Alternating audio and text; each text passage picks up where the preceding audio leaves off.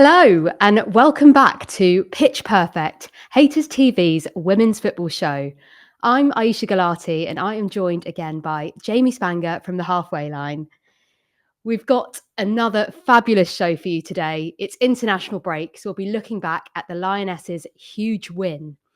We've got exclusive interviews, player interviews, and also one with Jess Naz, who's just been called back up.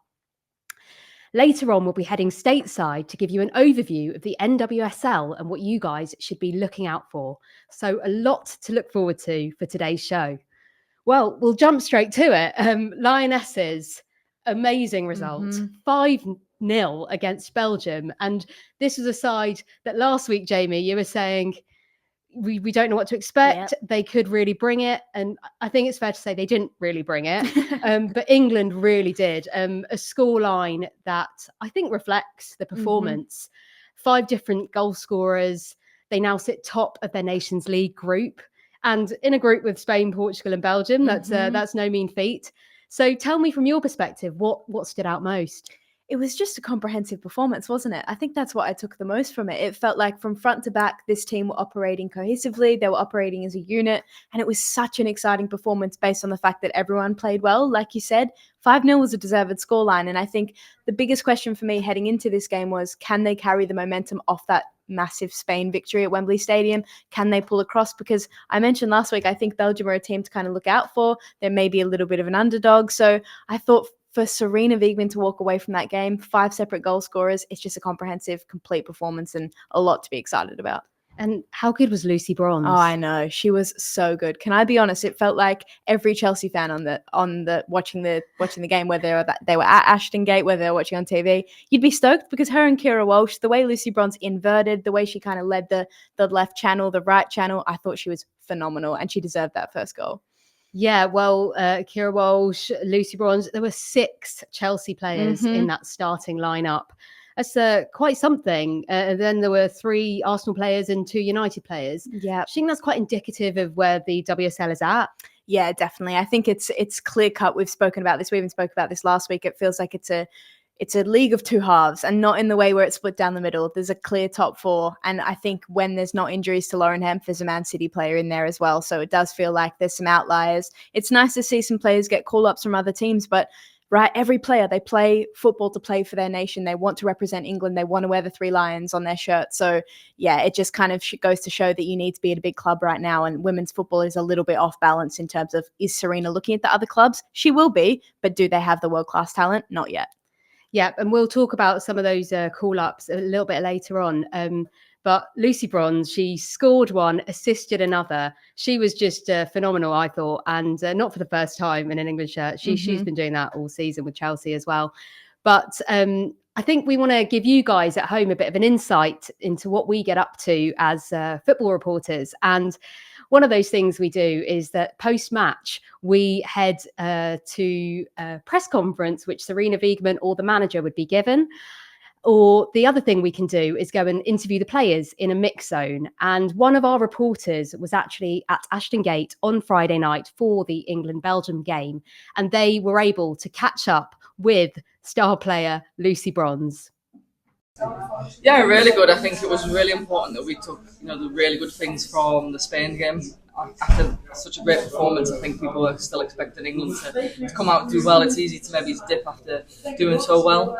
But yeah, it felt good today. I think we maybe give the ball away a little bit too easy at some point, especially in the first half towards the end. Yeah, I think we can improve on that, but the intensity was there, the effort was there. Every play, even the players coming off the bench, were unbelievable tonight, bringing extra energy, similar to the Spain game as well. So it's exciting because we seem to be in a good rhythm now. Keira Walsh has been your international teammate for 7.5 years. She finally got a goal. I know. I deflected the goal. Okay, yeah. I mean, should we tell her it's an own goal just to play it rest of her head? Might as well. No, but seriously, what would it mean to her? Because it obviously meant quite a lot to you guys. Yeah, I think she said that she was potentially has the worst stats for England, nearly 100 caps and not a single goal. So yeah, it was really good. I mean, Keira got a fantastic shot. I think she nearly scored 2 or 3 before that. I guess she's just a bit more confidence now, getting even higher up the pitch. All the players around her are always telling her to shoot because we know the quality that she has.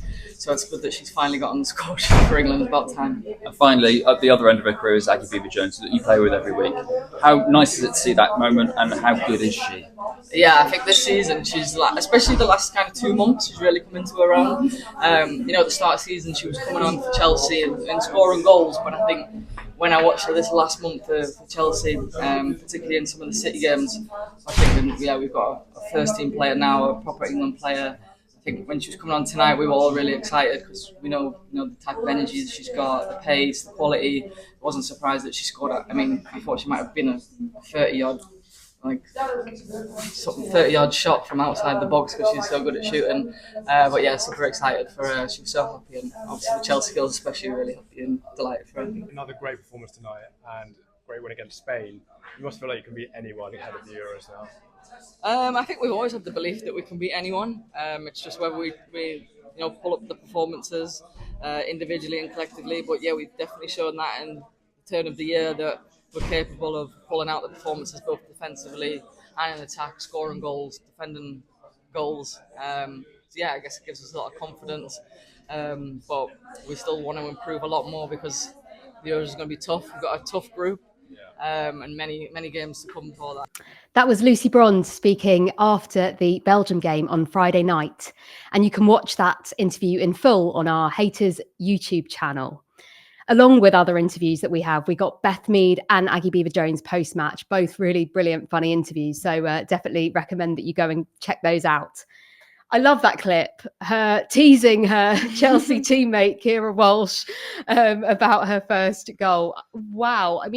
83 caps and not scored for a player of her caliber. That was a shocking statistic for everyone, I think. Honestly, I think we all have been saying every time I watch England, there's an influx of comments on social media, this is the day, guys. Today is the day Keira Walsh scores her first goal. But we've seen how good she's been for England over the last 5 she's been playing, she's been starting, she's been instrumental. When Keira Walsh is marked out of the game, England seem less of a threat, so she's been so integral. So it's nice, isn't it? And I love, a bit of teammate banter. It was a deflected shot. We all know it was pretty good hit as well. Yeah, no, for sure. And Aggie Beever-Jones as well, getting her first goal. I was so pleased for that because I think that Aggie Beever-Jones is a player, like Lucy Bronze just said, she's a player that's really come into her own into her own recently. We've seen her talent for Chelsea. We've seen it kind of coming off the bench in those few glimpses for the Lionesses, but I loved how she kind of picked the pocket of Leslie Russo as well. It shows her confidence, it shows her determination, just a nice tap in, but such a good instinctive forwards run to get to the ball. So I was pleased, and Chelsea and England, they've got a talent right there. Yes, definitely. And I really I love the bit. There's an interview on our YouTube channel, on Hayters TV's YouTube channel, with Aggie Beever-Jones, where she mentions swapping her shirt with a Belgium teammate, and the reporter asked, "Oh, did you not want to keep that?" And she was just like, "Oh, I just totally forgot. I wasn't thinking. I just knew that girl from when I played under 17s with her. Oh, maybe I should go and get it back." So yeah, I wonder if she did manage to have a word and get that shirt back. But regardless, she'll remember that day for a long time to come. Lucy Bronze also mentioned in that clip that they have the belief that they can beat anyone. Mm-hmm. And they have just beaten Spain. They've now beaten Belgium by 5 goals. They play again tomorrow, Belgium again, but in Belgium, which will be, I'm sure, a slightly tougher task.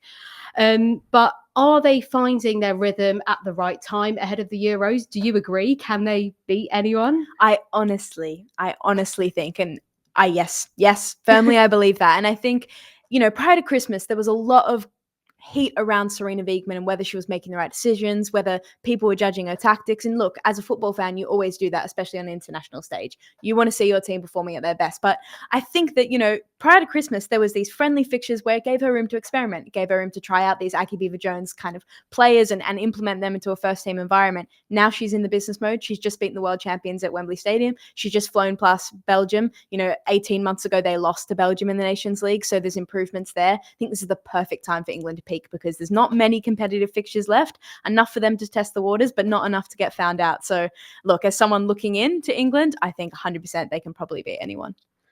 Yes, thank you. And a reminder that you can send us your comments during this live show and we will read out any comments we get.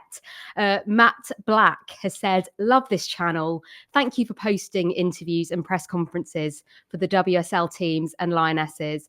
You are very welcome, Matt Black. A lot more of that to come. Please stay tuned and subscribe to our channel. We mentioned it earlier, a few injuries that have happened in this England camp. We've had Chloe Kelly, Alessia Russo and Lauren James, who have gone back to their respective clubs to be assessed. Now, 3 big names. I mean, everyone in this England squad is a big name, to be fair. But how much of a concern is that? Yeah, it's definitely a concern. I don't think it's much of a concern for England right now. Obviously, Serena knows she's probably going to go into the game against Belgium and put in another comprehensive performance. But for Chelsea and Arsenal, right, this April international window, there's a reason the men's game have abolished it, because it's the business end of the season. They don't want players to come away from club, go back to club.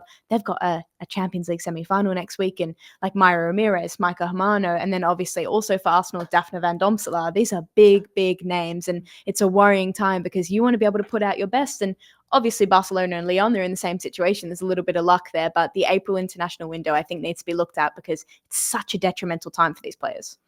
Yes, and of course we are in this position where we've got 2 English teams in the Champions League semi-finals, and ultimately we want them to have the best chance of going as far as they possibly can. And you're right, this just doesn't time that well, and maybe this might be something that raises the alarm bells and does get looked at going forward. Hopefully nothing too concerning, hopefully precautionary. We'll see what ends up happening. But of course, the 2 players who have been called up to the squad, Jess Naz of Spurs and Michelle Agyemang of Brighton. 2 great players, I'm sure you'll agree. And competition is fierce in these attacking positions, right?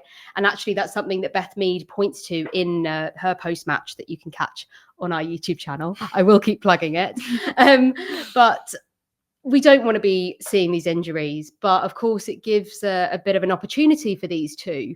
From your perspective, what do you think we can expect to see if they do get any time? Yeah, I think for Jess Naz, it's the perfect situation for her because she's gotten that knockback of, okay, you're not in the England first team right now. There needs to be better performances at club level for Tottenham this year. She hasn't had the season that she did last season. And for a young player, right, she's shown her resilience. I really do think that she's a player that has her resilience. She has the correct attitude. She shows up to club and country with a very, intensive work rate. Robert Villaham's commented on that. So I think it's the best possible situation for her. It's okay. You're still in the door. Like, you're not discounted from this conversation. Show what you have. And it's not guaranteed that she'll play tomorrow against Belgium, obviously, but just being in the setup, it makes the world of a difference. If you can play at the camp, it's massive. And for Michelle Agyemang, she's a very exciting talent, obviously on loan from Arsenal at Brighton right now. Dario Vidicic plays her in a more of a wing role. She is a natural number 9, but that's an exciting one for Arsenal and Brighton fans alike because she's probably going to be stepping into the boots of Alessia Russo. So for her, it's massive exposure. She's 18 years old and you're with senior Lionesses. She's going to be coming up against players like Millie Bright, Leah Williamson in training. So it's just an experience thing for her rather than making a point. But for Jess Naz, I think there's plenty points to make. Yes, no, definitely. And yeah, hopefully a great opportunity for them both. Like you say, loads for them to learn, and we'll see whether they get some minutes in tomorrow's game. But talking of Jess Naz, now we were actually lucky enough to go down to Tottenham's training ground a couple of weeks ago. They opened the doors for a media day and enabled us to watch the training, speak with some of the players, speak with some of the staff, the manager. We showed you an interview with Robert Villaham last week, and we actually now have an interview with Jess Naz that we can show you where she talks about her first call up for the Lionesses, amongst other things. Firstly, I've got to ask you, what's your karaoke song? Oh, I think anything Drake. Anything Drake, yeah. Solid choice, although quite hard to sing on the karaoke box, but I love it. Tell me a bit about how you fell in love with football and how your football journey started. It started with my dad and younger brother. They used to kick a ball in the park, and just started kicking the ball in the park with them. Loved kicking the ball about. Started training with my younger brother with the boys team, and yeah, every time I got opportunity after school, at school, literally just kicking the ball about. And yeah, at the time there weren't really girls football teams at the time, so I used to train with the boys, and at the start they'd be like, "Oh, you're a girl, we don't want to train with you," and then they'll see I've schooled them up or something, and then they'll invite me to join. And yeah, I think after that got into a girls football team, which was Tottenham. So yeah. Yeah, well, from that, you know, kicking a ball around the park to playing here professionally for Spurs, and of course your England call-up last year. What was that moment, getting your first international cap? What was that like? Yeah, it was a crazy 24 hours because it was just after the FA Cup final. Obviously, disappointing result for us, but I think after reflecting, like, the occasion, what we did, making history at the club, and yeah, being a part of that was just amazing. And then getting a call from Serena the next day saying we've been invited to train, and I think it was just a crazy feeling. I was buzzing, called my family, told everyone, and yeah, they were so happy for me. And can you remember where you were when you were watching the last Euros? Yeah, I was at home watching with family. Yeah, it was such an amazing scenes for the girls. I think what they've done for the country, what they've done for women's football, what they've done for the sport. Yeah, it was so great to see. And then I think I was so nervous watching at home, and so it was such a great feeling. I think even coming into club and how everyone was so buzzing for England. So yeah. And then what's that feeling like, knowing that, you know, hopefully you might be a part of the next Euros? Yeah, it's crazy. Like, the last couple of months has been mad for me. I think the turnaround, and off the back of last season, I think having such a good and impactful season, earning a place in England, and I think every call up is still special to me.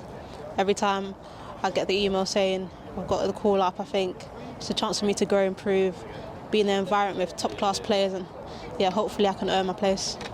And for you, what's next? What's next for Jess Naz? What can we expect? I think for me, just keep growing as a person, as a player. I think build consistency. I think I've been at the club for a while, so I want to be, you know, a key player for this club, scoring goals, creating assists, and I think ultimately being the best person and version I can be of myself, and at England just thriving, trying to get to levels, scoring goals, and yeah, helping the team out as much as I can. And expanding your Drake repertoire on the karaoke box too. Jess was brilliant. I absolutely loved talking to her. Rogue karaoke choice, though, in my opinion, Drake. Jamie, what would your karaoke song be? Not Drake. Let me tell you, that is crazy. Like, choosing rap for karaoke, good for her. I'm going to go with Islands in the Stream, Dolly Parton. My friends and I loved that in uni. Nice. I'm telling you, after a few drinks at a duet bar at a karaoke bar, Dolly Parton, get her on. What's yours? Bit of Ronan Keating. Okay, Yeah.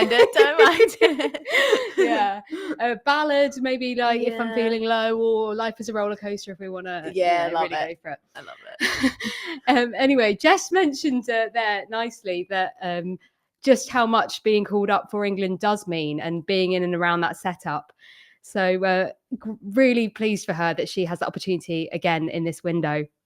She also mentioned there where she was when she was watching the Euros. And we, of course, got the news this week that the 2035 World Cup will be a home World Cup. How exciting is that?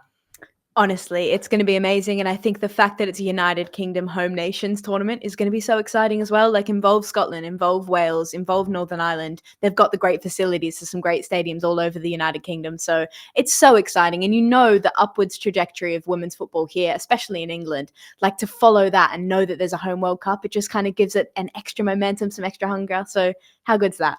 So good. And yeah, like everyone has been saying, women's football took off in this country as a result of the Euros. So hopefully a lot more of that to come. I mean, a long way to go until 2035. I'm sure we'll push it even further until then. But yeah, a really great milestone to look forward to. And I loved that Leah Williamson said she's going to be 38, but don't rule me out. Like, I'll be there. Stranger things have happened. Yeah, well, I want to see Williamson there.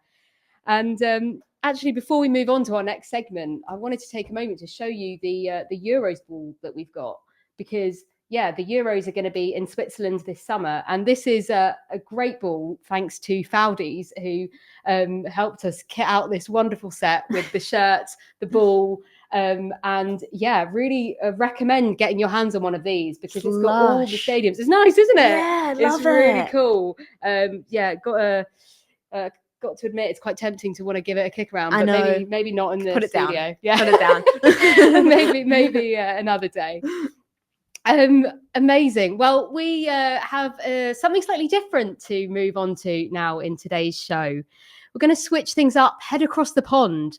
And the league in the States is, of course, the National Women's Soccer League, also known as the NWSL. And fans of the WSL over here may or may not know things about that league over there. But we thought we'd just give you a bit of an overview, how it works. Can't go into it in loads of detail, of course, but hopefully a nice overview. We've got some great exclusive interviews coming up with the CEO of Bay FC and Angel City too. So first things first, I just want to maybe go into a few of the differences between the WSL and the NWSL. As you can see on this wonderful graphic, here's what I made earlier. There are 14 teams. They play each other home and away. That is expanding to 16 from next season. It is a closed league, so no promotion or relegation. That's something we discussed last week. The season runs from March to November. It's kicked off last month. The top 8 teams enter playoffs, which lead to a final. And the winners of that final last year were Orlando Pride. So they are the current champions. The NWSL also has an annual college draft, similar to the NFL, bringing in young talent directly from universities. And it also sees a mix of independent and MLS affiliated clubs, often with investor or celebrity backing. That's something we've seen quite a bit of. Jamie, as someone who follows both leagues, what would you say you find the main differences to be? Yeah, there's definitely a few. I love the NWSL, love it so much. Like growing up, especially back home in Australia, it was really only the A-League, which is our national league, and then the NWSL. I watched it a lot because players like Sam Kerr, Steph Catley, Caitlin Ford, they played in both.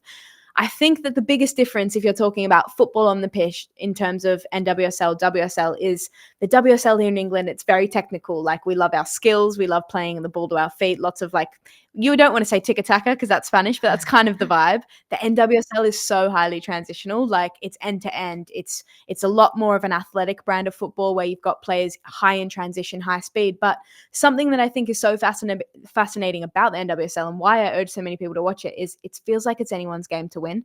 Like anyone in those 14 teams can beat anyone in any given week. Like we see upsets most weekends, so they're never really upsets. It feels like sometimes in the WSL, let's say Chelsea are playing, I don't know, Aston Villa. We're not very optimistic on how close that game can be. In the NWSL, you never know. So no, I love it. I think it's highly transition. It's quick, it's fast, and it's anyone can win it.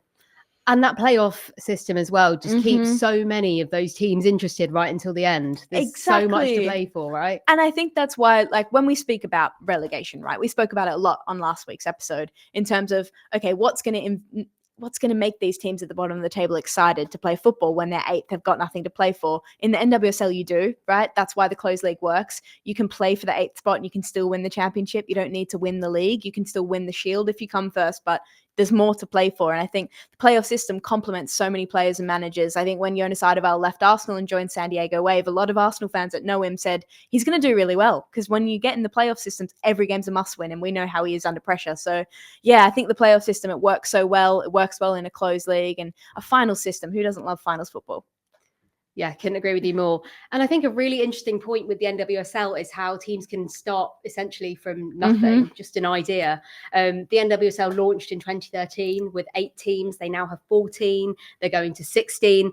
And actually, Bay FC, who are based in the Bay Area of San Francisco, I am wearing my Bay FC jumper.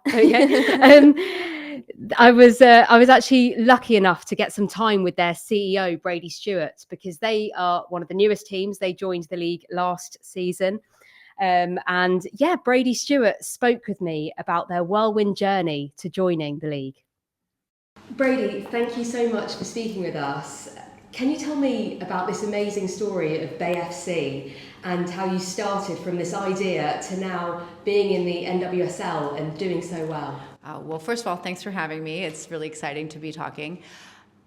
The BayFC journey has been a really thrilling, exciting ride. The origin of the club is that there are 4 former U.S. women's national team legends, Brandi Chastain, Allie Wagner, Danielle Slayton, and Leslie Osborne, who all are from the Bay Area, played at Santa Clara, which is a major university in the Bay Area with a great soccer program. And they had a dream of having a professional women's soccer team in the Bay. And they were out talking to investors, looking at how to raise the capital to start the club.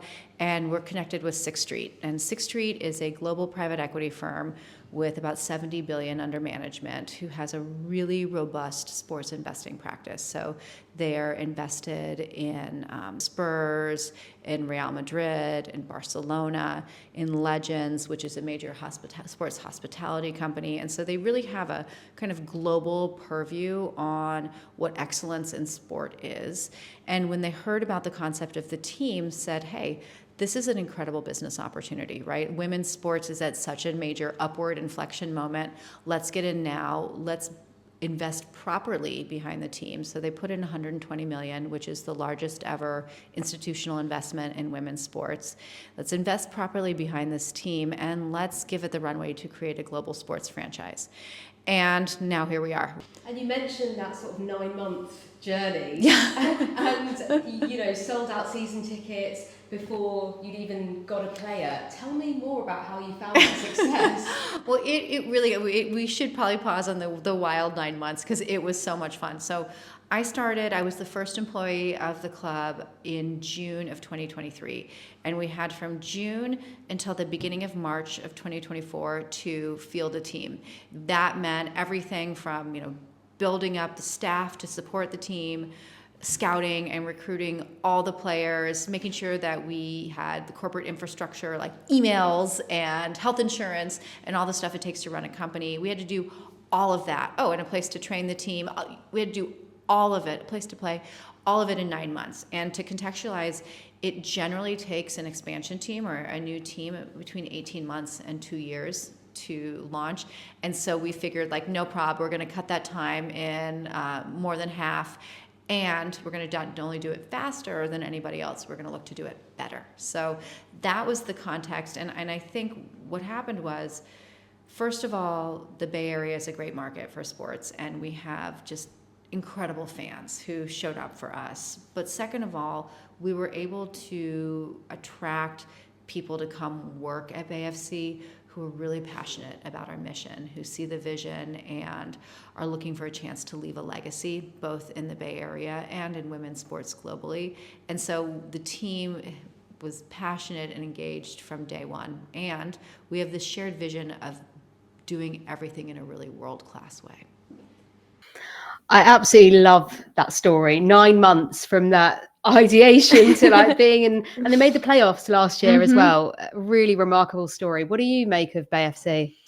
Yeah, BayFC just feel like one of those moments when you're with your mates, you're like, let's start a football club. And then suddenly you've actually got a serious plan started. But it's such a remarkable story. And I think it just translates across to the message in the NWSL of we really care about women's football or women's soccer in America. And I think that's why the investment is so impressive. When we look at it across the pond and we think, wow, these are investors and these are owners that actually care about the sport, but particularly they care about women's sport.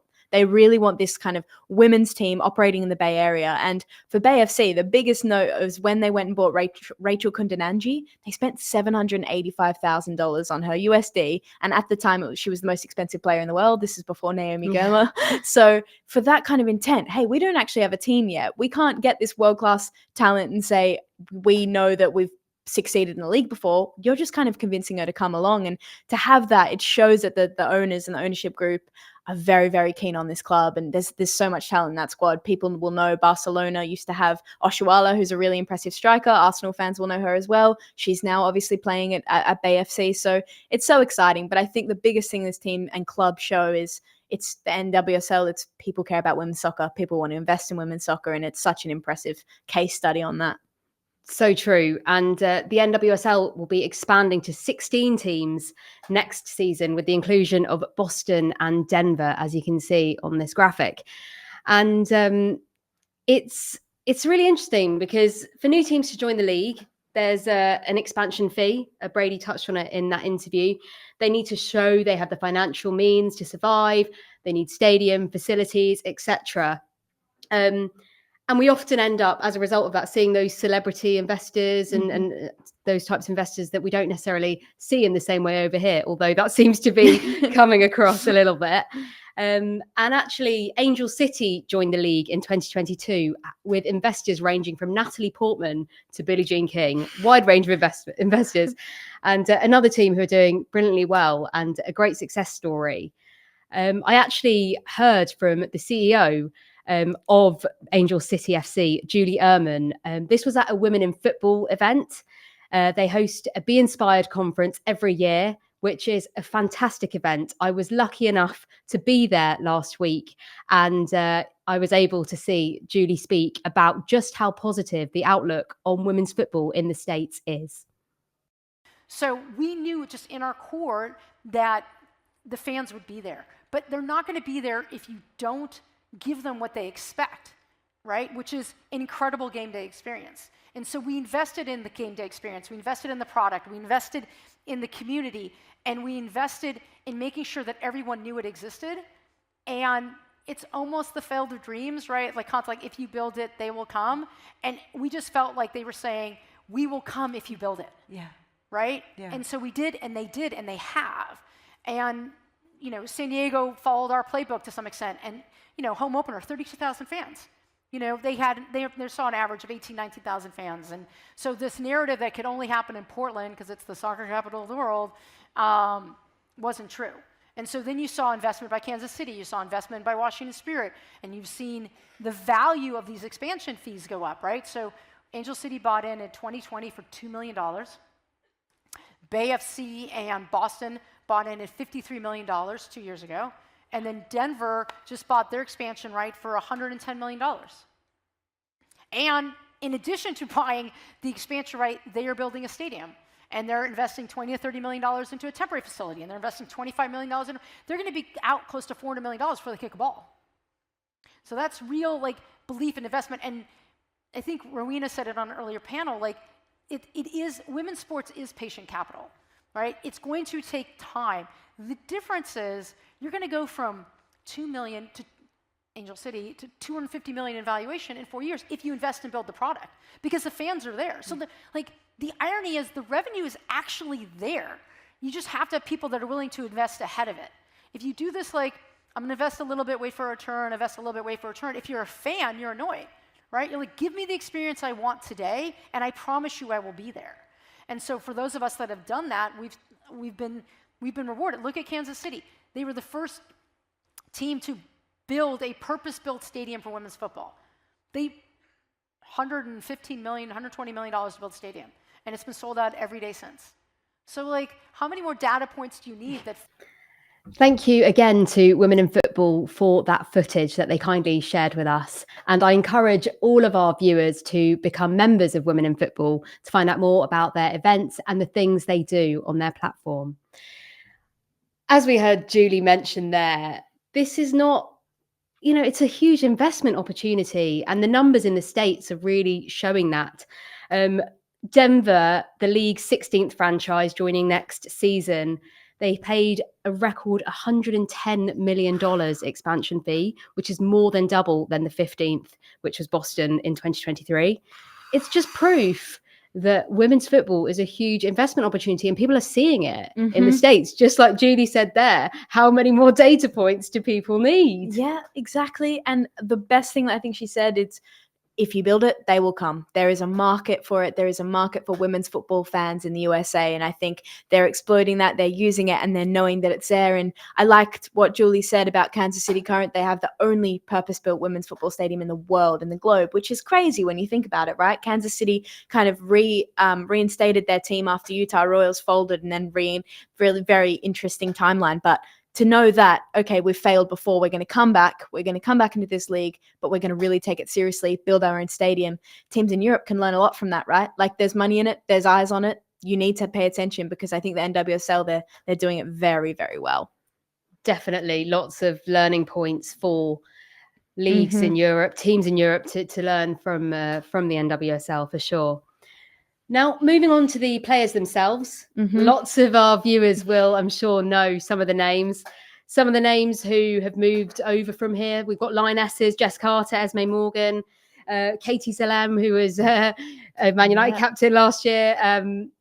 Who else might our viewers know, and who should they know about?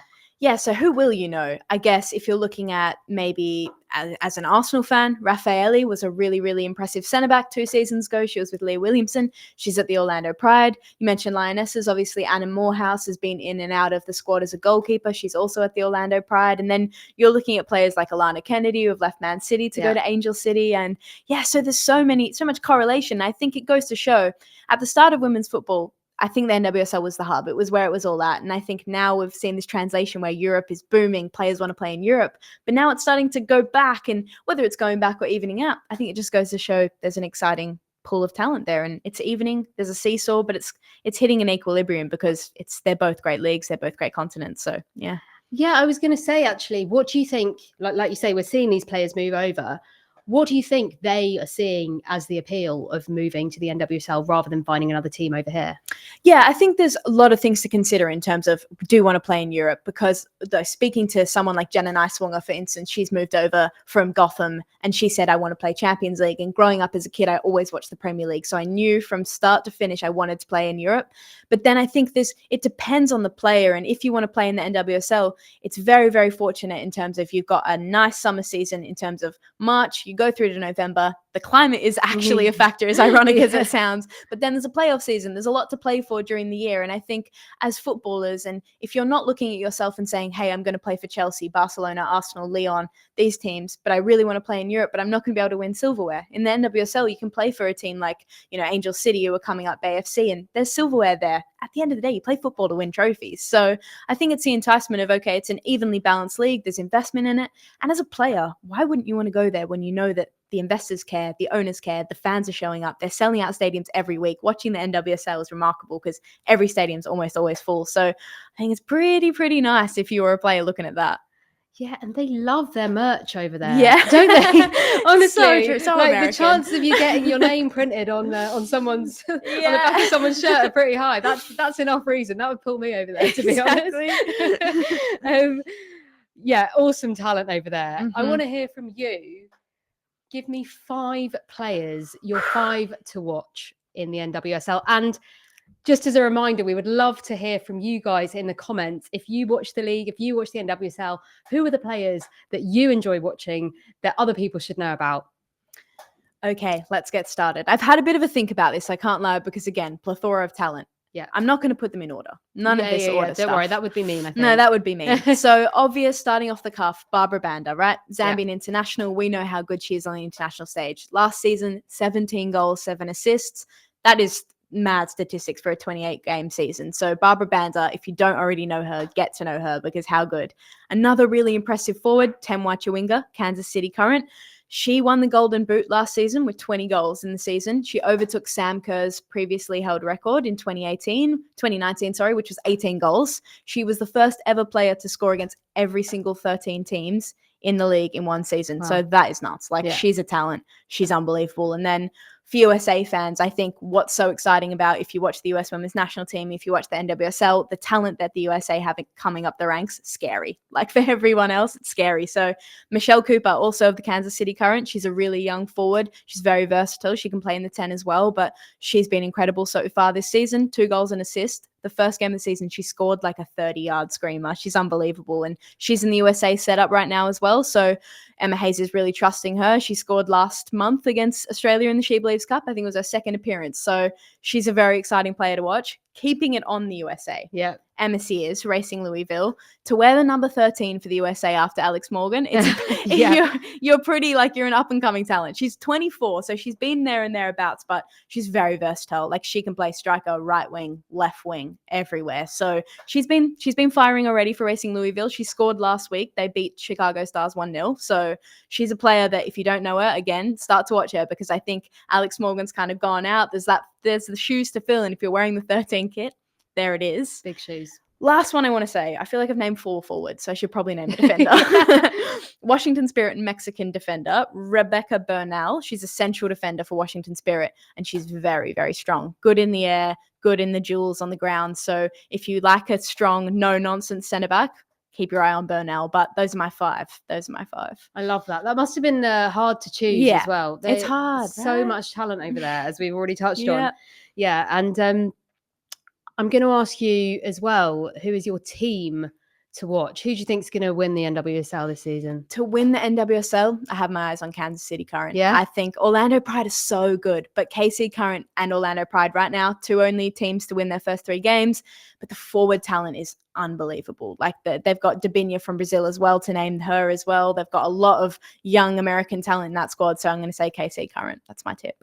And is there a team who maybe might not win, but dark horses coming up, getting better, improving, investment, etc.? Yeah, I think we've all kind of looked at North Carolina Courage over the last 5 years, and they've been a really strong contender, but they've not kind of gone all the way. They haven't had a strong start to the season, but they've got a lot of talent in their team. Like Jaden Shaw's obviously just moved over there. She's another, we're speaking about USA talents because they got a billion of them, but she's another one. Denise O'Sullivan of the Republic of Ireland, really strong midfielder. So in terms of a team that's maybe not going to push for titles this year, but maybe in the future, North Carolina Courage, one to watch for sure. Love that. Love the NWSL, can't lie. Well, maybe we'll revisit this segment over the course of the NWSL season, because, of course, still early days over there. Mm-hmm. Like you say, only 3 matches played, long way to go, but lots to look forward to on that front. Well, I hope you have enjoyed our episodes today. We've covered the Lionesses, we've touched on the NWSL, although there is so much more to talk about on both fronts. So I really hope you come back and join in the conversation here next week, same time, 4 p.m. Mondays. We will continue to bring you everything we can in the world of women's football. Please do continue the conversation on our social media channels, Hayters TV on YouTube, Hayters WTV on Instagram, and Hayters TV across most other platforms. We'll be there. Just look for it. We'll find us. You'll see all the content from today's show, among all the other exclusive behind the scenes content that we can bring you. Thank you, Jamie, again for joining us today in the studio. We'll be back next week, 4 p.m. See you then.